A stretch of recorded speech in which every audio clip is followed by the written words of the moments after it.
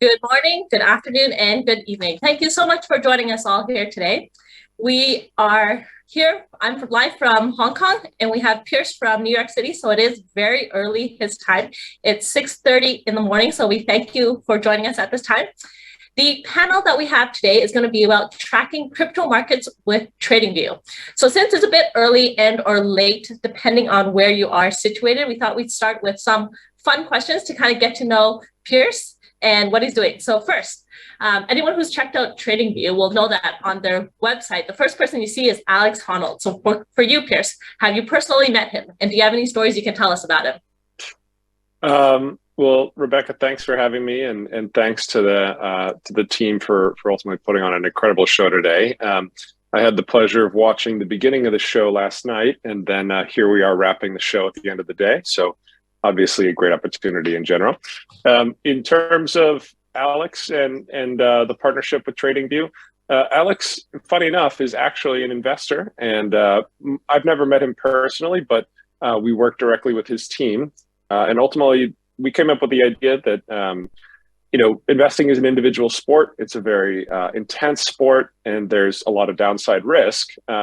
No different, if you will, from rock climbing. And so while I'm a rock climber myself and kind of a fanboy, I haven't had a chance of touching base with him directly. But he's been a great partner for ours about 2 years now. And we do a lot of kind of content around the world. And ultimately, again, I think the parallel between, extreme sports and trading and investing is kind of no different. And, you really have to prepare. You really have to always be thinking about, the potential of what could happen if things go wrong.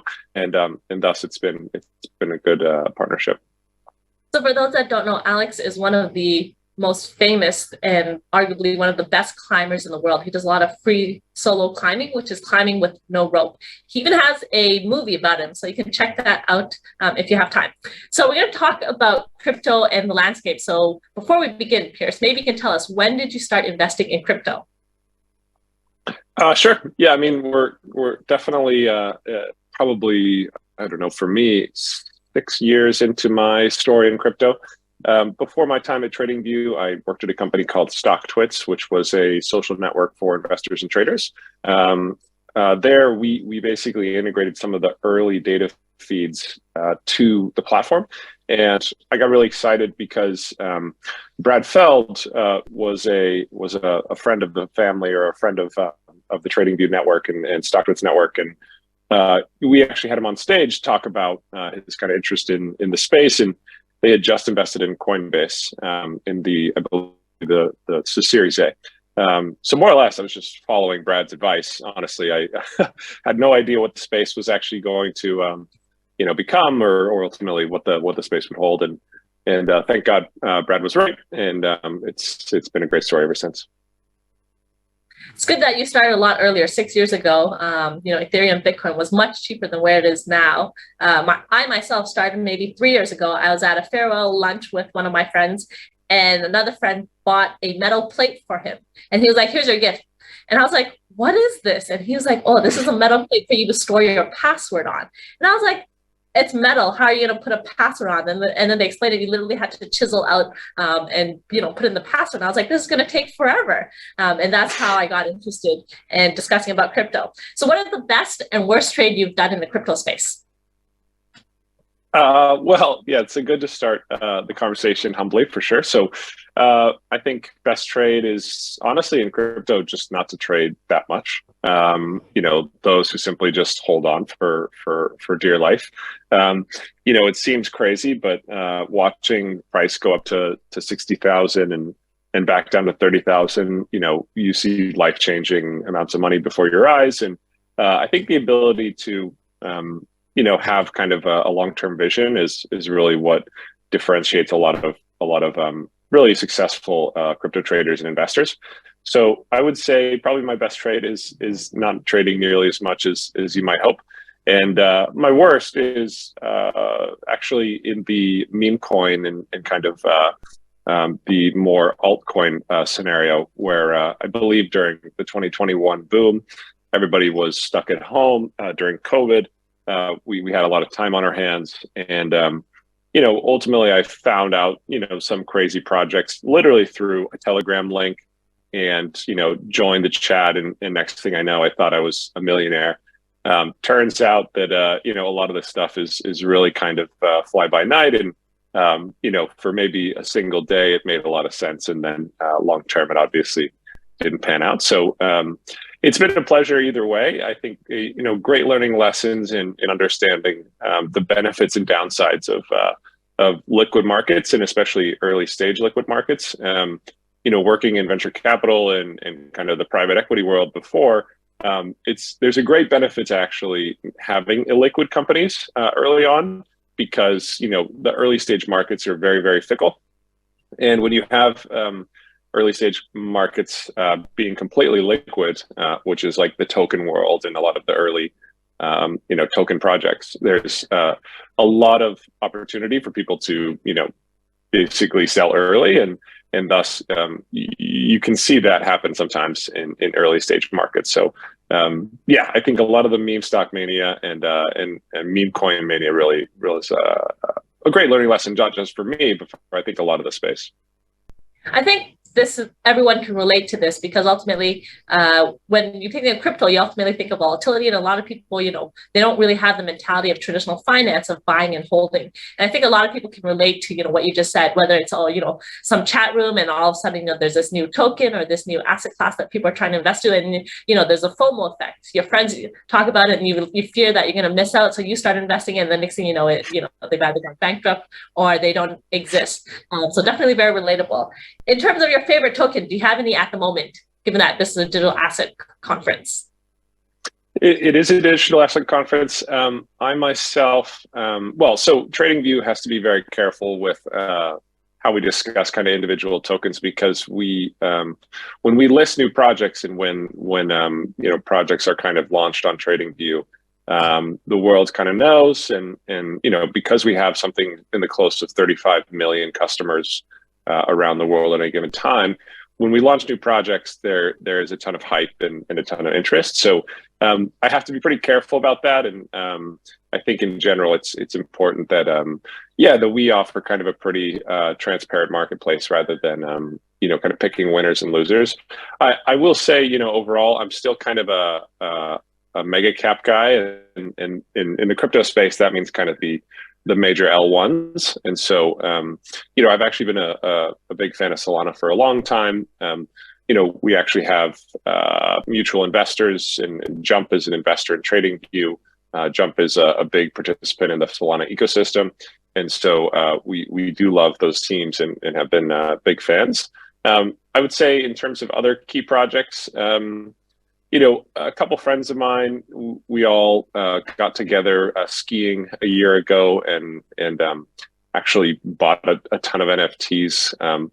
And this is going to sound crazy, but they're called crypto dicklets. And so it's like it's kind of a meme NFT, and we really took a serious look at it, and basically having fun while we were skiing. And so we've made it kind of like a passion project. So it's a fantastic kind of like side opportunity, and we've been doing events around it and kind of building out the whole ecosystem purely as a joke, but turns out it's actually become like a great kind of investment community as well. What I love about the tokens is they have such creative names. So some of the ones that I like are pancake swap tokens. I really love pancakes, but I was looking at some of the top tokens, and some of them are Shibu Inu, Thorchain, and these are the ones that have recently been added: Godmother, Puppy, and Be Like Bill. So I really find that they have really creative names. So what's one thing you wish you knew about crypto that you know now but you didn't know initially? I would say probably the most important is, projects are built on people.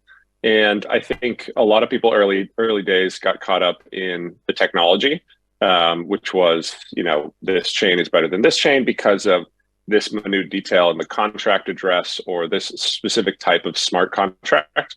The reality is in an early stage space, and I mean, I've seen this in venture as well, really what you're betting on is people. And even if a contract is, say incrementally better than another contract, The reality is that if the team, really can't drive this thing for not just, the moment, but for the coming years, it's really a downside risk. So I do, always encourage people to not just look at the token address, but, look who's actually working on these projects. And again, I love the Solana team as an example because they really are strong builders, and honestly, they are really fantastic kind of people to know, and honestly, they love the space. So I think Anatoly basically works for free, as does Raj, because they specifically want to make a big difference in not just crypto but the world broadly. Okay, so now we're going to switch and we're going to talk about, how TradingView can help you, whether that's invest, trade. Ultimately, this panel is called Tracking the Crypto Market. So before we begin, can you tell us, for those that don't know, what is TradingView and how can investors use it? Sure. So it's awesome to tell this story every day and been telling it for the last 5 years. The company has been around since actually 2012. A lot of people don't realize it's kind of a boomer company if you think about it in the grand scheme of things. Launched before most token projects or pretty much all of crypto, right? But we've been around since 2012, basically building the infrastructure for investing in general. We started in Chicago, and basically our first asset class of choice was the futures markets. Obviously huge in Chicago and kind of our primary interest because there's a lot of legacy tech in that space, and really there was no single winner. So after kind of our success in the futures market, we started to grow a lot in Europe around FX rates and various kind of international macro instruments. So that growth was pretty parabolic in the early aughts. So, the early teens, probably in 2015, 2016. Around 2016 is when we integrated the first crypto data feed into TradingView. And in fact, it was actually a Mt. Gox data feed, which existed at the time. And so what we did is basically, pull in as much data as possible so that people can get a better sense of not only what are these actual assets doing from a price perspective, but can we contextualize say this given asset with more information or more data, whether it's enriching it with news data, volume data, and nowadays level 2 data like on-chain data or token data, things that actually do make a big difference in the success or failure of a lot of these projects. So again and again, TradingView basically continues to be a place where we aggregate as much information as possible and ultimately distribute that to individual investors. Our main focus is folks like myself, basically someone who trades in their off time and might need a little more information than is out there on the public web. And so, people pay us anywhere from $10 to $50 a month. To kind of have all the bells and whistles you might want in order to become kind of a more successful investor or hopefully at least an educated investor. So as I was preparing for this panel, I was asking a client of mine, have you heard of TradingView?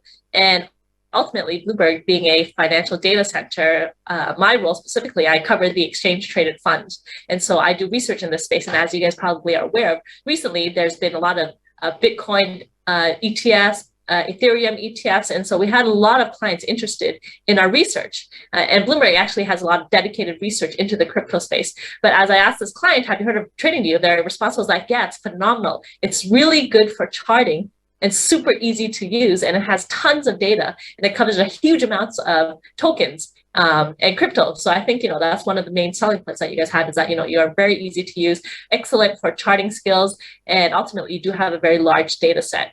So in terms of what you want investors to know, what's one thing you want investors to take away from this panel? Well, we're at a token conference, and ultimately, conference is about the crypto space in general. Again, I think irrespective of TradingView and irrespective of kind of the success of our story, I really do think if you're investing in the crypto sphere and TradingView, we aim to be kind of a big component of the crypto space by being a lot of the infrastructure for various third parties, right? So whether it's Binance or Coinbase, they use our tech, and we're kind of embedded within their ecosystems as well. But I mean, I think that if there's one thing I could say for the crypto sphere and for the token projects, et cetera, is really have a long-term view. I know there's a ton of people that have entered the space who are more kind of short-termism and very much want to be opportunists. And that's, any market, definitely. But I think if I look at the parallels of, say, a nascent early stage technology space to something more traditional, say called the equity world in the US, the biggest wins are not made in a matter of days or a matter of weeks, but in a matter of years. And really, so I think about it again as investing in people and ultimately investing in kind of long-term vision. And if you're doing that as an individual investor, I think you're much more positioned to win rather than looking at what the next meme coin is, or else you end up like me in 2021, trying to get in on the mania.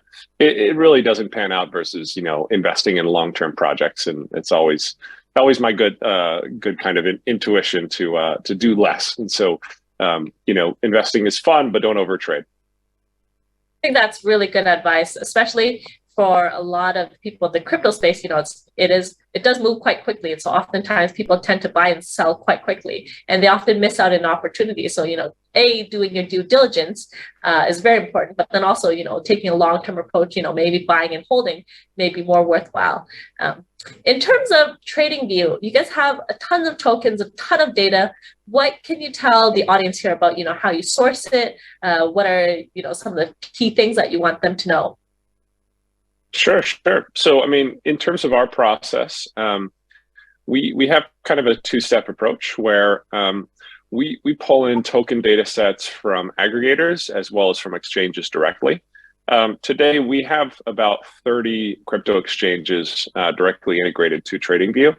And so we rely a lot on those exchanges to do the heavy lifting, if you will, in terms of auditing a project and making sure that it's actually legit or will be around for some time. What we've found in recent years is the audit process is not nearly enough. And so we actually take an additional step on our side to review projects on an individual basis. But usually we use the exchange as kind of the first wall of defense, if you will, and the kind of, in the rising tide of thousands and thousands of new tokens. And so we usually use them as kind of the first auditor of a project. But then once it's listed on a given exchange, we'll look at it seriously. And for the most part, we let most projects in. In some cases, we have kind of clamped down on that. But so really, we don't look for anything specific other than I think in general the nature of the token and kind of the intention of the token. There's a lot of projects out there that may be. I mean, a good example I think I saw the other day is a company called Ponzi, which literally the token is called Ponzi. And I mean, it's all fun and games, but I do think that we shouldn't encourage people to invest in things that literally say in the outset this is a Ponzi. And so I think in general we have to kind of make sure that investors understand that a lot of these things are for fun. But we can't really give individual investors who are just starting in the markets, they probably need a little help in terms of determining what's good and what's not in these early stage projects. I think that's really good advice, and it's great to hear that TradingView does their due diligence and does take this very seriously, because I think to your point, there's a lot of companies, there's a lot of tokens out there, there's a lot of different projects going on. So for the investors, it can often be very overwhelming to see which product will go ahead, which one wouldn't. So as we think to the future, what are you guys doing in terms of innovation? What can people expect? Any thoughts you can share around this? Yeah, I mean, we obviously are always working on new projects, and I would be a little bit limited in terms of what I'm able to talk about from kind of a launch perspective. What I would say in general is we are working a lot on building more comprehensive community tools. So TradingView for a long time has been known as as not just a charting platform, but also a social network. And we were looking at kind of building out something you could be, kind of considered a Discord type environment inside of TradingView, which we obviously think there is a lot of value in kind of having day-to-day chat within the product. In addition to that, we're definitely exploring new asset classes, and we've been, in the crypto space since 2016. But there are kind of nuances to this space that I don't think people take nearly as seriously. And so we're trying to do a lot more around level 2 data, as well as investigating things like actual token unlocks, a great company that we actually had a chance to meet with prior. So these are companies that specialize in kind of the mechanics of a given token and how they actually work on a day-to-day basis. And previously, we didn't have access to this type of data. These guys are specialists in the space. And honestly, we just want to be an aggregator of all this information. We have about 700,000 instruments that we list today on TradingView, and we think we can get to 1 million by the end of the year. That's a lot of data and info. So NVIDIA just announced profits yesterday, and their stock has performed 110% year to date. Huge interest in AI recently. Since ChatGPT announced last year in November, there's been tons of talk about AI, artificial intelligence. What are you guys doing on your side in terms of innovation and things to look out for? Sure. I mean, this is a great question and actually very, very topical for us. As I mentioned, we have so much data. One of the key factors that we think is going to be a breakthrough for TradingView is how we can surface that more easily to customers, without them having to, specifically the taxonomy that they have to enter to get this specific type of data return. And that's the way TradingView works today. So I think we are very, very interested in a natural language kind of model that can be built on top of what we essentially have as a giant data lake. And so that's definitely something that we're working on. In terms of the applicability of it, I can't say the exact product, but you can, I think, hopefully within the next year, we'll be able to launch something more publicly. Well, we'll wait in here to see what you guys announce around the AI, artificial intelligence space in the next year. So we have 5 minutes left on the panel. We can't talk about crypto without talking about regulations. In Hong Kong, they just announced that they're going to be allowing crypto. For instance, last year we started crypto, Bitcoin, and Ethereum ETFs. They're going to start allowing exchanges to come to Hong Kong. What are your thoughts around crypto and TradingView? And what are your thoughts around regulations and TradingView? Any thoughts you can share? Well, so, I mean, from our perspective, we want to work with all parties and we want to work internationally. From a regulatory standpoint, we sit a little bit outside of regulatory structures because we ourselves don't do any trading or don't do any kind of routing of orders or anything like that. So our goal is to be pretty much an information provider. You could think of it very similar to, say, a Yahoo Finance or a MarketWatch or a CNBC. Bloomberg is a little bit more high end. It's very much catering to an institutional audience, whereas we focus on retail investors in general. But in terms of thinking about it from a regulatory structure standpoint, we definitely understand that there's a lot of ongoing regulation in the space. And we do actually very much hope that there will be some decision both in the US as well as in major countries around how to classify what is a security or not. I do think, that classification system will help a lot in terms of allowing innovation to stay in the US rather than go overseas. And, we've seen some of the news around folks like Coinbase and others who have, very much considered an offshore license, purely for the sake of making sure that they don't risk their core business. They have so much at stake. So for us, we're obviously very, very supportive. And in general, I do hope that we have some kind of regulatory structure in place in the US. In terms of the Hong Kong efforts, I mean, it's very, very interesting that they have, kind of changed that overall position or potentially, switched back and forth on that. I know, less than 5 years ago, there was a ton of regulation and concern about Hong Kong in terms of crypto. And so the flip-flopping is a little concerning, I think, but ultimately it seems like a more transparent approach is on the way. So we have 3 minutes left. What is the best advice someone's given you in the crypto space that you can share with us? Well, I mean, I can't say any specific advice. I would say in general, yeah, always be seeking advice, but definitely make sure that you keep tabs on who's giving you good advice versus bad advice. Everybody's got an opinion in crypto, so it's very important to try to filter out a lot of the noise. And honestly, be careful when opening up various Discords and Telegram groups.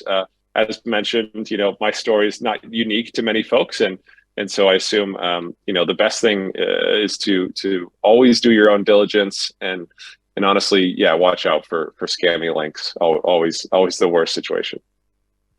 That's a great advice. I think the best one that someone gave me was A, never take investment advice from friends and family, and B, always do your own due diligence. So never trust someone else to do it. And I think, especially now with platforms like TradingView and Bloomberg, there's a lot of ways that you can do your due diligence that makes it a lot easier than previously.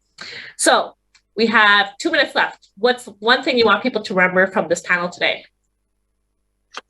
In general, visit TradingView. Best thing to do is start. And I would say, while crypto space seems crazy or whatnot, there's always new opportunities out there. So always be looking forward. And yeah, I mean, like I said, there's never a dull moment in this space. So I'm glad that people can join and ultimately learn a little bit more about not just what we do, but how we think about crypto and tokens in general. But yeah, I think that's a good takeaway. So if anyone has questions for us, you can find us on social media. Pierce and I are both on LinkedIn and on Twitter. And we hope that you've enjoyed this panel discussion today. Thank you so much for joining. We had more than 4,000 people register from all around the world. So we hope you found this panel informative. And if you have any questions about TradingView, feel free to contact Pierce on social media. Thank you, everyone. Thank you, Pierce, so much for joining. It's very early. So hope you have a good Friday. All good. Thanks, Rebecca. Happy Memorial Day weekend.